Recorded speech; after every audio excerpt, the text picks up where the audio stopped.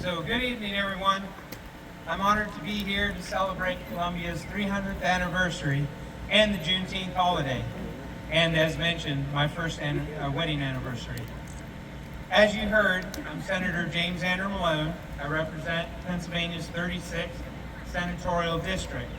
That covers Columbia and most of northern Lancaster County. While I have the privilege of representing many unique municipalities across my district, I especially love the beauty and history of this river borough. As someone who enjoys studying the past, I love and appreciate the stories behind places we call home. They help us understand the physical and cultural heritage we've inherited. Columbia has a particularly important cultural heritage to highlight as we celebrate Juneteenth. Since the Quaker and businessman John Wright purchased 250 acres of land, as many of you know, here in 1726, this borough played an impressive role in American history. As many of you know, it was a hub of commerce, transportation, and industry. In 1790, it was even seriously considered as a potential site for the permanent capital of the United States. Still not sure how a swamp beat us out of that honor. No crying over spilled milk, right?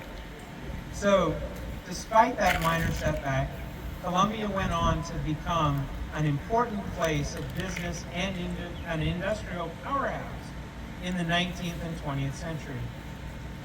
However, material exports were not Columbia's most important achievement. The real legacy of heritage of Columbia that we pause to celebrate on Juneteenth is one of freedom. For those who might not know, Juneteenth is a holiday where we celebrate the real end of slavery in the United States.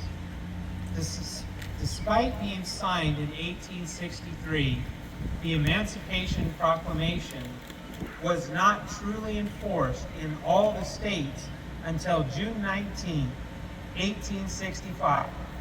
Slavery in the United States finally ended on this day when 2,000 troops arrived in Galveston Bay, Texas, to announce that the state's more than 250,000 enslaved people were free by executive decree. Now each year, we make this important date with a holiday we know as Juneteenth. As we celebrate Columbia's 300th anniversary and Juneteenth today, I want to note that Columbia was engaged in the good work of helping enslaved people find freedom long before the events of June 19, 1865. As freedom seekers would flee captivity in the South before and during the Civil War, they would find refuge and assistance in Columbia after ferrying across the river or crossing what was then a massive covered bridge. Here they would find help from a sizable free black population and their Quaker allies. Because of its proximity to Maryland and the river, Columbia was a key station in the Underground Railroad. Descendants of John Wright, like his grandson William Wright, hated slavery and became some of the first agents of the Underground Railroad. Associates of William Wright, like Robert Mooney, a free black man who helped ferry freedom seekers across the river at various points below Columbia to find safety on these shores. As we gather here with our neighbors today to celebrate Columbia, let's reflect on these stories and this heritage. When we think about the historic buildings and homes that now populate the land John Wright purchased 300 years ago, let's reflect on how neighbors use them to help men, women, and children find freedom. I can't think of a better heritage to celebrate and honor during the 300 celebration.